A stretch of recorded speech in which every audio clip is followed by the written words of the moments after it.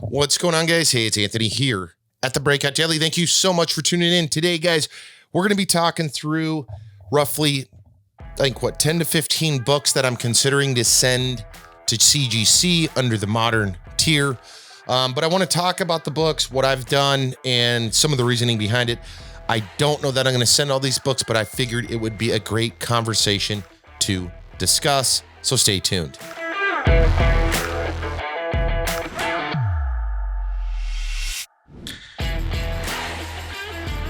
All right, guys, so I've got a bunch of books here. We're going to dive into those in a minute. But first, make sure to hit the subscribe button down below if you like this video. Give it a thumbs up. So I'm gearing up. I started with 10 books, had it up to 20 books, brought it down to 10 books. I'm back at around 15 books. I am going to change some of these, and I'll explain a little bit why as we get into it, why I'm going to change them here shortly. I do have a ton of spec books. I've got a bunch of books that are coming in, but right now, as it sits, these books, what I'm trying to do is I believe I got all of them pressed. I might have one or two left that I'm going to press here at the house, and finish cleaning them up. And then I'll see if I want to send them or not. That's been kind of my own thing. I am trying to negate sending anything to CCS or to any other presser. I still have books from over 3 months ago at CCS pressing, and then they'll go on to CGC. Part of me wishes I did not do that because of the expense, and then the turnaround has been ridiculous. Right now, the time of this video, which is right before Christmas of 2021, modern 1975 to present CGC submissions with a max value of $400 or less has a fee of $22 per item. If you want to fast track it, it's an additional $15, bringing you to $37. Keep that in mind. I've had a lot of people ask me about CGC submissions, what to grade, what not to grade. I hope with this video, you'll get an idea of what I am looking for. I'm going to do a different video on some of my graded books and some other stuff that I'm going to be putting together for CGC submission to include an economy pre-1975 lot of books, because I got some really cool ones I want to share with you guys and talk you through that process as well. But today we're talking about this modern stack that I'm working on sending out. So again, $22 per item. If you want to fast track it, it's 15. So $22 gets you an average 149 working days. If you fast track it for the additional 15, it's 80. So almost half the time. Again, the key component here is working days. A lot of people, I think, don't quite understand that it's working days. It's your Monday through Friday schedule without holidays. Holiday hits on a Wednesday, you're SOL. So what does that mean? If it's 80 days out, you're talking 3 to 4 months easy with fast track. If it's 150 days out, like it says it is, you're talking 6-7 months possibly for your books to return under the modern. Economy pre-75 though, guys, it is a little bit more. Again, I'll go into that in a different video. You do have the option to go standard, which is $1,000 maximum per. That's a $75 charge per item, but it has a 55-day turnaround. And then you jump up to express, which is a $3,000 maximum value, $120 per book, 25-day turnaround. And then you can go into walkthrough and some other additional things. We're not going to dive into that today.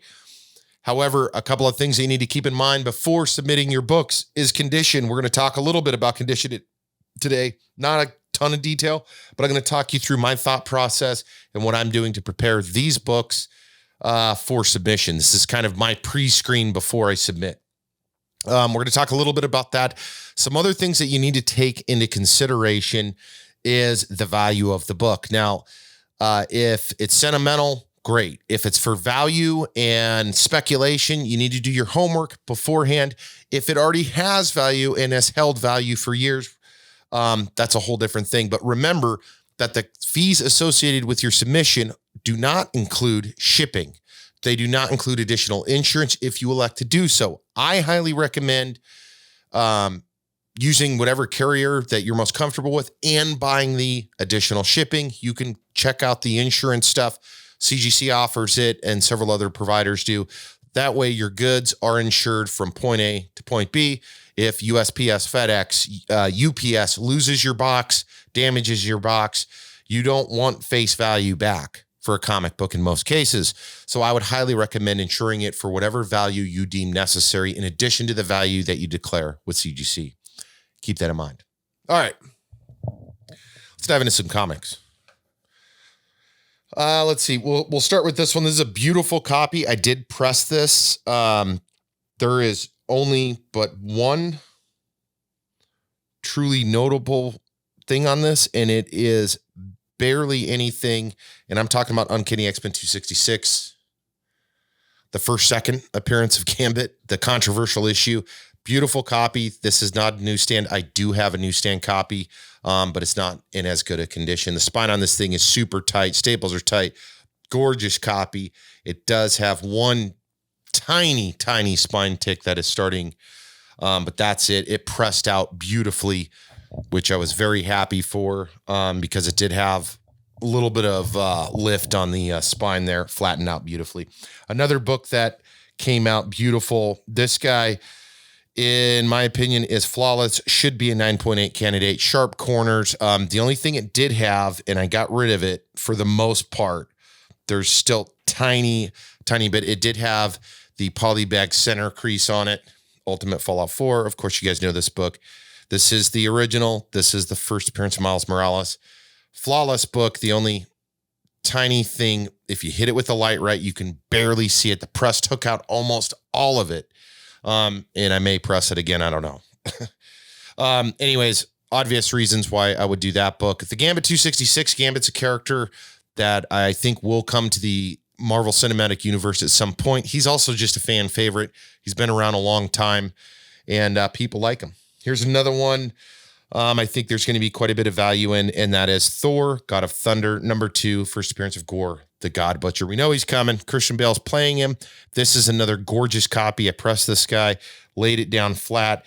The only thing that this thing had was, and a tip here too is, if you notice the lighting in here, and I'm going to do a full room tour in an up and coming video, but the lighting in here, what it allows me to do is I can lay this flat, or you can get a flashlight, but it helps to have not the lights blasting on it, in my opinion. But if you lay that book flat and then you look at it, you can see if there's any surface defects, because when you look at this book and many books flat, like this, flat head on, be like, oh, it looks clean. But if you angle it and you get the light to run across it, especially on a glossy cover, you might see those defects, and it might be the difference between a 9.8 and a 9.6 or 9.4, depending on what it is you've got going on. So light is your friend, in my opinion, when you're trying to grade, especially super clean books. Here's another one, Thor #1. Of course, we got some Jane Foster stuff going on here. This character is going to pop. I think she's going to have a bright future in the MCU with the up-and-coming Thor movie, and then whatever direction they want to take her in from there. Now, this book, I did post a video on it. I actually have 2 copies. This is the one I pressed, and we're actually going to talk about this for a minute. Let me move this down. Let me grab both copies here, and that is the Sandman #1. We know it's coming to Netflix. This is a quintessential book to own. Regardless of if it was coming to Netflix, you should have a copy of this in your PC, in my opinion. Both of these books are beautiful copies. This one in my hand is near flawless, tiny hairline, just a baby start of a spine tick, possibly. But then I've got another copy. This copy is no starch, no nothing.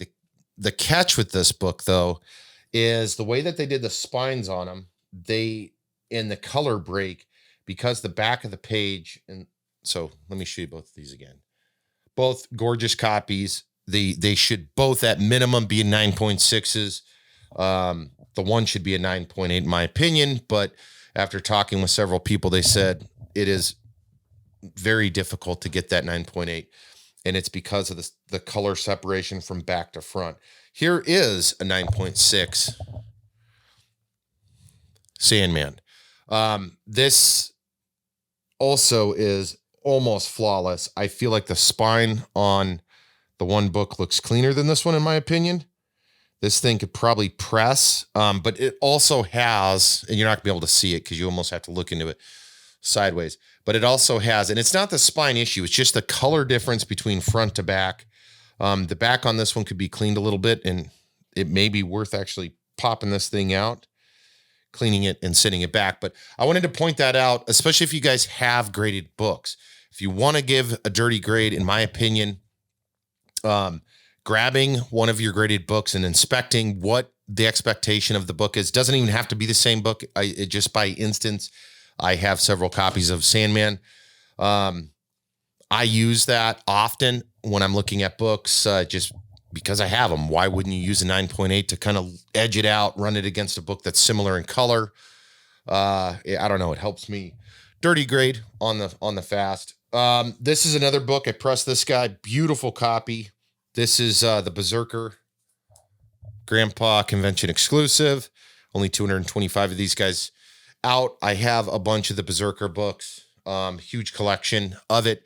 We'll go into that in a later date. I just think that's a cool book, very limited and worthwhile. Now on to some spec book guys, additional spec books. We have Daredevil 10. I pressed this guy, came out gorgeous. So of course, you know, the character Echo, Maya Lopez is blowing up. Here's Thor number 6, press this guy. This guy came out way cleaner than I thought it was going to. It had, I think it was just stack marks along the edge of it. And I was like, shit, is it going to come out? It came out, it pressed out beautifully. It's nice and flat now. And that's the other thing. Again, I like to use light as my personal preference to kind of guide me on how flat the bad boy lays, especially when you're talking about rack indentations from sitting on wire racks or stack indentations from sitting on each other in your comic shop. Number 9, the big book of the run. Another beautiful book. I did press this guy as well. Nice and tight corners. These guys should be, in my opinion, you know, mid to high grade 9s, but everything should be. Most of us want to go for that. This one, I'm not sure if I want to send. I may wait on this one. I don't know. It's a good copy. I would bet probably low 9s. It's got the start of some, the start of a spine, a little bit of a spine tick on the side, a hair of discoloration. That's Moon Knight number 1. I've got 3 copies of this book. This just so happened to be the cleanest. But again, I would be hesitant. I think this is more of like a 9.2, in my opinion. The color is good. Some goofy stuff going on.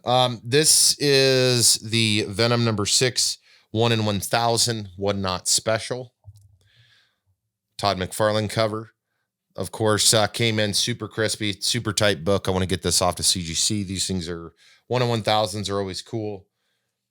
And I think it's a rare book. We got the Sarah Pacelli. This book also pressed out really nicely. This also had some, again, I don't know if it's from stacking it on each other or if it was from sitting on a shelf, but the white cover on this came out really nice. This is the UF4 second print Sarah Pacelli. And I'm going to bet that this is going to see some significant bumps because right now there is different second prints, and the facsimiles and others that are going up. And this book just seems to kind of idle at the moment. Anyways, I think it's a great selection. We've got the new Into the Spider-Verse movie coming soon. All right. So we only got a couple more books to talk about here. This one I'm still in debate on. I may try to repress one more time. I just love the cover on this, the David Mack cover. That is Daredevil number 11. I just think that this presents well. I think maybe a 9.6 on this, just because the spine, it's nice and flat, but it does have this funky crease on it. So I may try to repress it, but like, I think it just presents well. And in some of the cases, when you've got a gorgeous book that does have appearances or relativity, I think it enhances when you get a slab, in my opinion. All right, last book that I want to talk about is the New Mutants 98. Of course, first appearance of Deadpool. These books are hitting, I think they're hitting the floor right before Deadpool gets announced to come into the MCU, guys. So if you're interested, you better get on it. This is a gorgeous copy with one caveat to it. I think I mentioned this before. It is a newsstand. It has a tiny hairline color break in the corner right here, and that's the only issue. So I'm very hopeful that I'm not sure what they'll give me on that one. That's one I'm a little unfamiliar with. Other than that, spine's nice and tight, no spine ticks. The other corners are tight. The color is tight. It's a gorgeous copy of the book. And so with this book, you know, I run it against something like this guy right here, which is the same thing.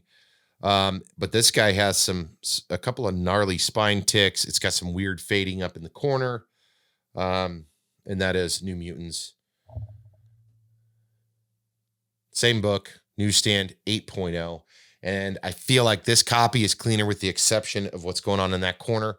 Could it be over in 8.0? I believe it is. We'll have to see what the CGC gods say. So this is some of the books. Again, I have a couple of books coming in that I want to consider.